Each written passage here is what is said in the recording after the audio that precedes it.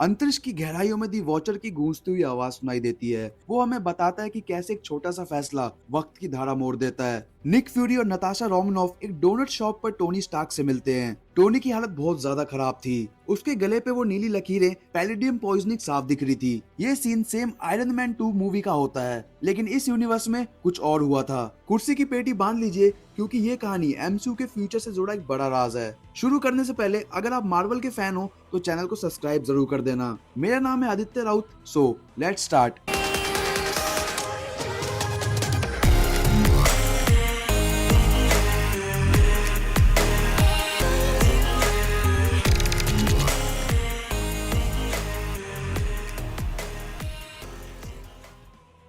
नताशा उसे lithium dioxide का syringe लगाती है। जैसे ही पिस्टन दबता है, टोनी की आंखें फट जाती है। उसका आर्क रिएक्टर अचानक रेड चमकने लगता है और वो जमीन पे गिरकर तड़पने लगता है।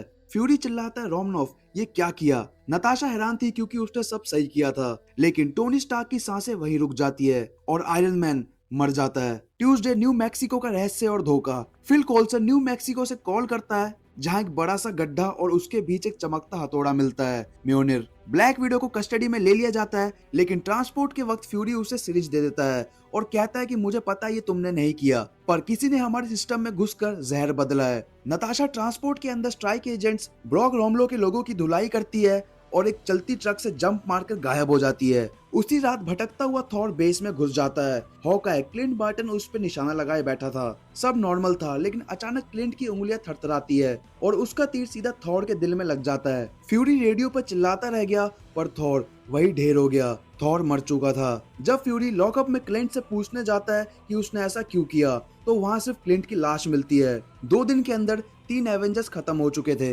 वेंसडे क्लूवर यूनिवर्सिटी का धमाका। नताशा क्लूवर यूनिवर्सिटी जाती है और डॉक्टर बेटी रोज से मिलती है। बेटी जब सिरिंज को माइक्रोस्कोप के नीचे देखती है तो उसकी आंखें फटी की फटी रह जाती है। वो बताती है कि सिरिंज के अंदर एक माइक्रोस्कोपिक पंचर था, जैसे किसी ने छोटा होकर उसे अंदर से तोड़ा हो। तभी फ्यूरी का कॉल आता है कि हॉकाय भी मारा गया। नताशा समझ जाती है कि टारगेट एवेंजर इनिशिएटिव की लिस्ट है। वो क्लोसेट में छुपे ब्रूस बैनर को ढूंढती है, जो डर से कांप रहा था। तभी जनरल रॉस की आर्मी उन्हें घेर लेती है। एक स्नाइपर गोली चलती है जो सीधा ब्रूस की गर्दन पे लगती है। ब्रूस हल्क बन जाता है और गुस्से में गरजने लगता है, लेकिन तभी कुछ बहुत ही ज्यादा अजीब होता है। हल्क का शरीर अचानक से बैलून की तरह फूलने लगता है। नताशा ये देख के काफी डर जाती है। जब हल्क के अंदर से अजीब सी रोशनी निकलती है और वो पूरा फट जाता है और हल्क भी मारा जाता है। थर्सडे लोकी का आगमन और कातिल का सच। न्यू मैक्सिको में आसमान से बिजली कड़कती है और लोकी अपने सेना के साथ प्रकट हो जाता है। वो गुस्से में था क्योंकि उसका भाई थॉर मारा गया था। फ्यूरी और लेडी सिर्फ उसे रोकने की कोशिश करते हैं।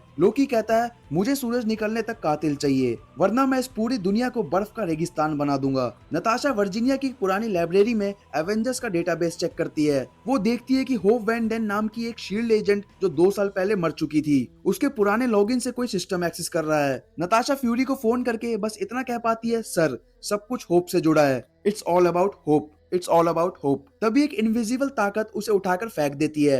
नताशा वहाँ अकेली लड़ती है, लेकिन वो दुश्मन दिख नहीं रहा था। आखिर में वो भी मारी जाती है। The final showdown. Fury San Francisco के कब्रिस्तान में होप वैन डैन के कब्र के सामने खड़ा होता है। तभी वहाँ हैंक पिम एंटमैन अपने येलो जैकेट सूट में आता है। हैंक चिल्लाता है, तुमने मेरी बेटी को शील्ड में बुलाया और उसे मौत के मुंह में भेज दिया। अब मैं तुम्हारा सपना एवेंजर्स को मिटा दूंगा। वो बताता है कि कैसे उसने टोनी स्टार्क को जहर दिया, क्लिंट का निशाना बिगाड़ा, हल्क के शरीर के अंदर घुसकर एनलार्जमेंट डिस्क से उसका दिल फाड़ दिया। हैंक पिंग जब फ्यूरी को मारने के लिए जाता है तो फ्यूरी के शरीर से एक हरी रोशनी निकलती है। वो निक फ्यूरी नहीं बल्कि लोकी होता है। लोकी और उसकी सेना पिम को घेर लेती है और उसे बुरी तरह हरा देती है। हैंक पिंग को जेल भेज दिया जाता है, लेकिन धरती अब अकेली थी। फ्राइडे एक नई शुरुआत। लोकी ने धरती को बचाया तो सही, लेकिन अब वो यूनाइटेड नेशन में खड़ा होकर खुद को राजा घोषित कर देता है। दुनिया काफी ज्यादा डरी हुई थी, लेकिन निक फ्यूरी हार नहीं मानता। वो बर्फ में दबे स्टीव रॉजर्स कैप्टन अमेरिका को ढूंढ निकालता है और आसमान की तरफ देखकर उस पुराने पेजर का बटन दबा देता है। कैप्टन मार्वल आ रही थी। एवेंजर्स की पहली टीम भले ही मर गई हो, पर फ्यूरी एक नई सेना खड़ी करने के लिए तैयार था। सो गाइस, ये थी व्हाट इफ सीजन 1 एपिसोड 3 की फुल स्टोरी। और अगर आप चाहते हैं मैं एपिसोड 4 भी एक्सप्लेन करूं तो कमेंट्स में जरूर बताना और वीडियो को लाइक करना मत भूलना और चैनल को सब्सक्राइब भी जरूर कर देना। मिलते हैं अब नेक्स्ट वीडियो में, तब तक के लिए बाय।